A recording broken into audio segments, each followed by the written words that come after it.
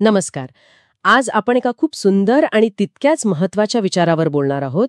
हा विचार विद्यावाचस्पती विद्यानंद यांच्या लेखनातला आहे. मनातील घर आणि घरातील मन दोन्हीही सांभाळावे. त्यांनी आपल्या आयुष्याला एका दाराची उपमा दिली आहे. विचार करा, एक दार, एका बाजूला मनातील घर आणि दुसऱ्या बाजूला घरातील मन.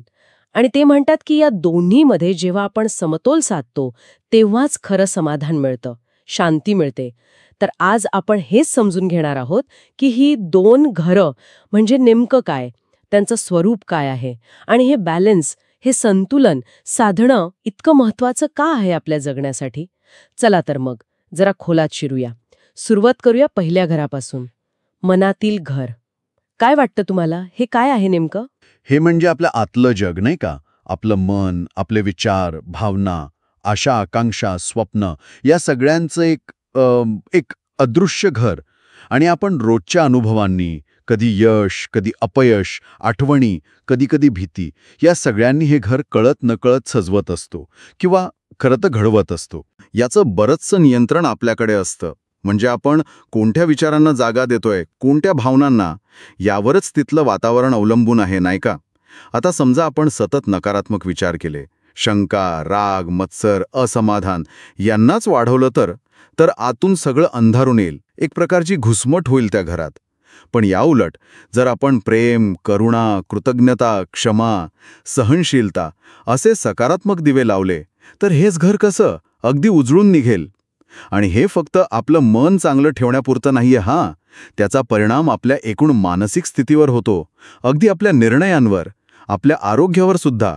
हे एक प्रकारे काय म्हणतात त्याला, आपल्या अस्तित्वाचं पॉवर हाऊस आहे. बापरे, म्हणजे मनातील घराची रचना इतकी महत्वाची आहे, आपल्या एकूण जगण्याला ती दिशा देते. अच्छा, आता दुसऱ्या बाजूकडे वळूया, तेही तितकंच महत्वाचं आहे, घरातील मन. हे काय आहे? हे म्हणजे आपलं प्रत्यक्ष घर, विटामातीचं, जिथे आपण राहतो. हो, सुरुवात तिथूनच होते. आपलं भौतिक घर, भिंती, छत, वस्तू, हे सगळं. पण विद्यानंद यांच्या म्हणण्यानुसार घरातील मन म्हणजे फक्त ती इमारत नाही, तर त्या घराला मन देणाऱ्या गोष्टी. म्हणजे कोण? तर त्या घरात राहणारी माणसं, त्यांचे एकमेकांशी असलेले संबंध, त्यांच्यातला संवाद, घरातलं वातावरण कसं आहे, एकमेकांना वागणूक कशी दिली जाते, या सगळ्या गोष्टी मिळून त्या घराचं मन तयार होतं. म्हणजे घरात फक्त महागड्या वस्तू असून नाही चालत, तिथे आपुलकी आहे का, एकमेकांना आदर आहे का, संवाद आहे का मोकळा, अडचणीच्या वेळी समजून घेतलं जातं का, हे जास्त महत्वाचं आहे. कारण घर फक्त भिंतींनी नाही टिकत, तर आतली मनं जोडलेली असली पाहिजेत. नात्यांमधला विश्वास, समजूतदारपणा हाच त्या घराचा पाया असतो, त्या घरातील मनाचा आधार. दोन्ही घरांचं वर्णन ऐकल्यावर एक गोष्ट तर स्पष्ट होतीये की दोन्ही किती महत्वाची आहेत. पण आपल्या रोजच्या जगण्यात अनेकदा असं होतं ना की आपलं लक्ष कुठल्या तरी एकाच घराकडे जास्त जातं. कधीकधी आपण बाहेरच्या जगात इतकी अडकतो, म्हणजे घरातील मनाच्या गरजा पूर्ण करण्यात, नोकरी, पैसा, जबाबदाऱ्या, नाती सांभाळणं, की आपल्या मनातील घराकडे बघायला वेळच मिळत नाही, स्वतःच्या आत डोकावायला, शांतता शोधायला. बरोबर आहे, अगदी. आणि मग काय होतं, ते आतलं घर, मनाचं घर, ते दुर्लक्षित राहतं. तिथे मग विचारांची जळमट साचतात, भावना कोंडल्या जातात आणि मग आतून एक प्रकारची अस्वस्थता येते, पोकळी वाटते. बाहेरून कदाचित सगळं ठीक दिसेल, पण आत समाधान नसतं. आपण ज्याला स्ट्रेस म्हणतो किंवा बर्नआउट, त्याचं मूळ कदाचित या दुर्लक्षित घरात असू शकतं. आणि याच्या अगदी उलटही होऊ शकतं, नाही का? म्हणजे काही लोक स्वतःच्याच विचारात, भावनांमध्ये किंवा अगदी साधनेत इतके रमतात की त्यांचं बाहेरच्या जगाकडे, घरातील मनाकडे दुर्लक्ष होतं. घरातली माणसं, त्यांच्या गरजा, त्यांच्या भावना यांच्यापासून ते नकळत तुटायला लागतात. नात्यांमध्ये मग एक प्रकारचा कोरडेपणा येतो, दुरावा येतो. अगदी. याला लेखक असमतोल म्हणतात, इम्बॅलन्स. आणि हा असमतोल फक्त तात्पुरता त्रास देत नाही, त्याचे परिणाम खूप दूरगामी असतात. आपण जर मोठ्या दृष्टिकोनातून पाहिलं तर हा असमतोल फक्त आपल्या वैयक्तिक आयुष्यावर नाही, तर आपल्या कामावर, सामाजिक संबंधांवर, अगदी आपल्या शारीरिक आणि मानसिक आरोग्यावर पण परिणाम करतो. कारण आपण शेवटी एक पूर्ण व्यक्ती आहोत, तुकड्यांमध्ये नाही जगू शकत. बरोबर. इथेच तर खरी मेख आहे. म्हणजे दोन्ही घरं महत्वाची, दोन्हीकडे लक्ष द्यायला हवं. पण मग हे संतुलन साधायचं कसं? लेखकांनी काही सांगितलंय का याबद्दल? म्हणजे या दोन्ही घरांची काळजी कशी घ्यायची, काही उपाय? हो, त्यांच्या लेखनातून जो अर्थ निघतो तो असा की ही एक सतत चालणारी गोष्ट आहे, एक प्रक्रिया. साधनाच म्हणा ना, जसं आपण आपलं साधं घर नाही का वेळोवेळी स्वच्छ करतो, डागडुजी करतो, तसंच या दोन्ही घरांची निगा राखायला हवी. मनातलं घर स्वच्छ ठेवायचं असेल, सकारात्मक, शांत ठेवायचं असेल, तर काय करावं लागेल? आत्मपरीक्षण. म्हणजे आपले विचार, भावना तपासून पाहणं, शांतपणे बसणं थोडा वेळ, ध्यान वगैरे, सकारात्मक दृष्टिकोन ठेवणं, कृतज्ञता बाळगणं, याने त्या घराला ऊर्जा मिळते. आणि त्याचवेळी घरातील मन निरोगी ठेवायचं असेल तर संवाद महत्त्वाचा. मोकळा, प्रामाणिक संवाद. एकमेकांच्या मतांचा आदर करणं, भावना समजून घेणं, कधीतरी थोडं मागे हटणं, संयम ठेवणं, माफ करणं, छोट्या छोट्या गोष्टीतून प्रेम दाखवणं, याने ते घरातील मन उबदार राहतं, सुरक्षित वाटतं. हे सगळं ऐकायला किती छान वाटतं, पण प्रत्यक्षात आणणं किती अवघड असू शकतं. कारण अनेकदा कसं होतं, एका घरातली समस्या दुसऱ्या घरात येतेच. म्हणजे समजा ऑफिसमध्ये खूप टेन्शन असेल, तर त्याचा परिणाम घरी येतोच.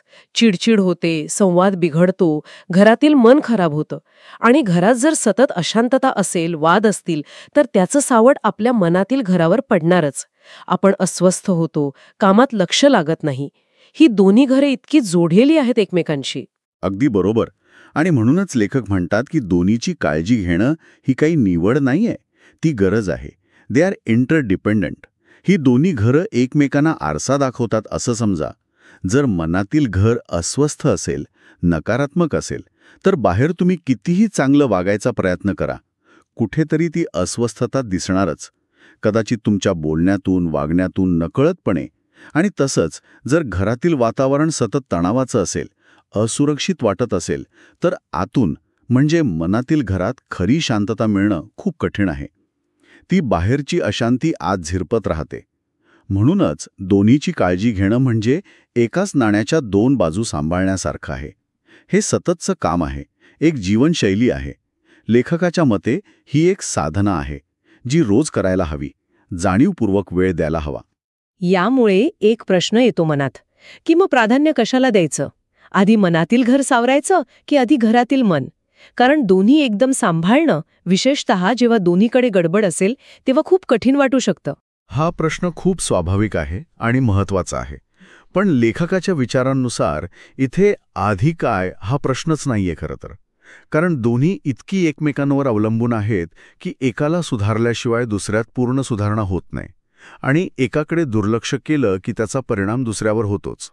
त्यामुळे दोन्हींची काळजी एकाच वेळी समांतरपणे घ्यावी लागते, हेच महत्त्वाचं आहे.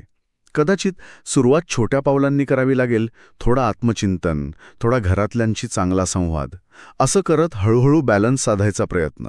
एक उदाहरण घ्या. समजा मनात खूप राग साठलाय, तो घेऊन तुम्ही घरी गेलात तर काय होईल? घरातल्या छोट्याशा गोष्टीवरूनही मोठा वाद होऊ शकतो. घरातील मन बिघडलं आणि याउलट घरी जर प्रेमळ, शांत वातावरण असेल, तर दिवसभराचा ताण कमी होतो, मनातील घराला बरं वाटतं. हे चक्र आहे. त्यामुळे दोन्हीकडे एकाच वेळी लक्ष देणं हाच संतुलनाचा मार्ग आहे. अच्छा, म्हणजे याचा अर्थ असा होतो की खरंच सुख आणि समाधान मिळवण्यासाठी आपल्याला एकाच वेळी दोन आघाड्यांवर काम करायचंय. एकीकडे आपल्या मनातील घरात प्रेम, सकारात्मकता वाढवायची, ते घर मजबूत करायचं. आणि दुसरीकडे आपल्या घरातील मनात म्हणजे आपल्या कुटुंबात, नात्यांमध्ये संवाद, समजूतदारपणा, आदर आणि शांतता निर्माण करायची. बरोबर? दोन्ही ठिकाणी सुसंवाद साधणं हेच खरं संतुलन. तर आजच्या या चर्चेतून आपण विद्यावाचस्पती विद्यानंद यांच्या या सुंदर विचाराचा अर्थ समजून घेतला. मनातील घर आणि घरातील मन दोन्ही किती अनमोल आहेत आणि त्यांचं संतुलन साधणं हे केवळ एक तात्विक विचार नाही, तर एका समाधानी, आनंदी जगण्याची गुरुकिल्ली आहे. आपलं आतलं जग, विचार, भावना आणि आपलं बाहेरचं जग, घर, कुटुंब, नाती या दोन्हीची जाणीवपूर्वक काळजी घेतली तर जगण्याला एक वेगळीच खोली मिळू शकते. आणि त्या लेखातलं शेवटचं वाक्य खरंच खूप महत्वाचं आहे. ते या सगळ्या चर्चेचं सार आहे. ते म्हणतात, घर हे शरीराचं निवासस्थान आहे, पण मन हे आत्म्याचं निवासस्थान आहे. या दोन्हीचं रक्षण केलं, दोन्हीची काळजी घेतली, तर आपलं जीवन एका सुंदर मंदिरासारखं होऊ शकतं. हे फक्त एक अलंकारिक वाक्य नाहीये, तर जगण्याकडे बघण्याचा एक सखोल दृष्टिकोन आहे. हे आपल्याला आठवण करून देतं की आपलं भौतिक अस्तित्व आणि आपलं मानसिक आत्मिक अस्तित्व दोन्ही सारखंच महत्त्वाचं आहे. दोन्ही एकमेकांना पूरक आहेत. त्यांची एकत्रित काळजी घेणं हेच खरंच जगणे आहे. आजची चर्चा आपण इथे थांबवत आहोत, पण जाता जाता एक विचार प्रत्येकाने नक्की करावा. आपल्या रोजच्या धावपळीत, या गडबडीच्या आयुष्यात आपण या दोन्ही घरांच्या आरोग्याकडे, आपल्या मनातील घराकडे आणि आपल्या घरातील मनाकडे खरोखर किती लक्ष देतोय? कुठे दुर्लक्ष होतंय का? कुठे जास्त जोर दिला जातोय? यावर थोडं थांबून प्रामाणिकपणे विचार करणं हेच कदाचित त्या महत्त्वाच्या संतुलनाच्या दिशेने टाकलेलं पहिलं पाऊल ठरू शकेल, नाही का?